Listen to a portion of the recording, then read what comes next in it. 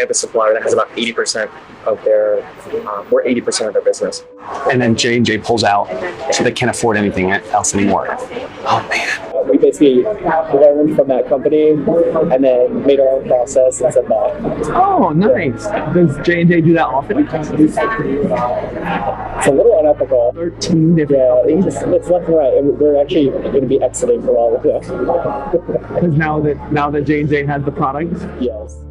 So they basically rely on all of us for the majority of their business because we're such like a household name, J&J, so much prestige is in that. And so we use that, we leverage that because we know the company, no matter what we're doing, will give us priority. This is Kenview, that... oh no, that's a whole other hummus. Oh no, what's the name of the place in Ireland? The one you're about to exit? It's like just J&J MedTech, or we're Depew. Oh, that's... Yeah. The name of the company is Depew? Bodyco. Bodyco has no idea you're pulling out the deal with them. No, they still don't. I'm still lying to them. The tricky part is that we are exiting them. We just haven't told them yet. So the cat's out of the bag. And it all comes crashing down on you. Yeah. You're the hitman. Yeah, I am. I work on the medical device side of the business, and medtech. Wow. And so I work in the orthopedic part. So basically, I manage all the suppliers and the manufacturers that do like the laser drilling, the special coating for the knees, the knee drilling. So in my role, basically, I'm like the main point of contact for a lot of these other companies that we do business with. And so it's all these CEOs of these other companies to me. So I'm like the face with J&J to them. How many different companies are you in contracts with now?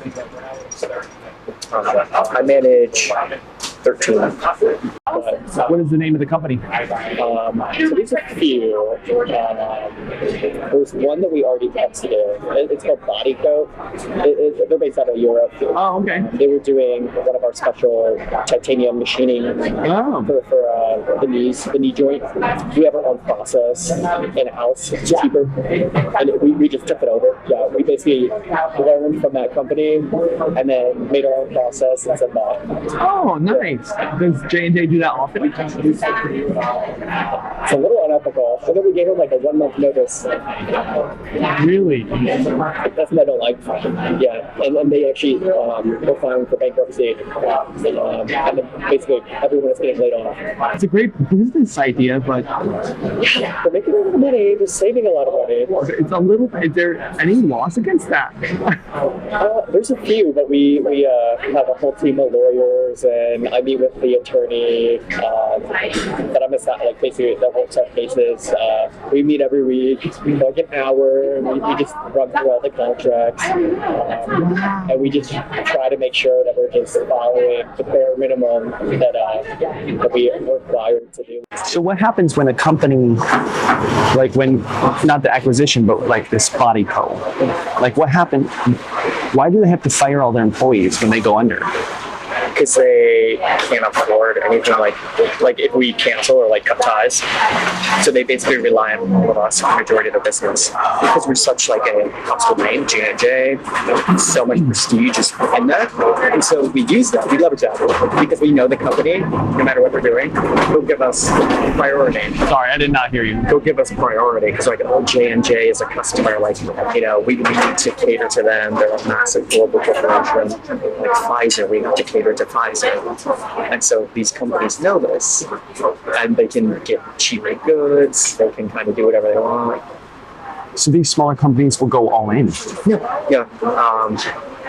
I have a supplier that has about 80% of their, we're 80% of their business. Yeah, then I have some that usually like 30 to 40. It's a sizable.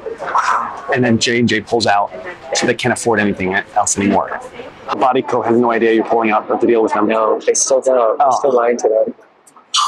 And it all comes crashing down on you. Yeah. You're the hitman. Yeah, I am. How does that make you feel? I used to feel gross and slimy. How do you word those contracts so that you don't get in legal trouble? I follow a template. It's really bad. It's really just copy, cut, and paste. And the template like spells out specifically that you can cut out early, or no? So the new ones, yeah. So sometimes they have a clause, but we're finding that sometimes with these companies, we don't even have a contract. So technically, we could do whatever we want. How do they get into a thing with that contract? You'd be surprised. There's so many people we do business with. Yeah. We don't have a contract. So they could tell us one thing one day, and we could tell them another thing another day. And legally, nobody can do anything about it. But it would be unethical. Like the FTC would be like knocking on our door and like. Why? I mean, just because you don't have a contract, like yeah, you can kind of do whatever you want. But like the ethics, they could raise a case, say like, well, like we're going bankrupt, like you need to give us money or restitution.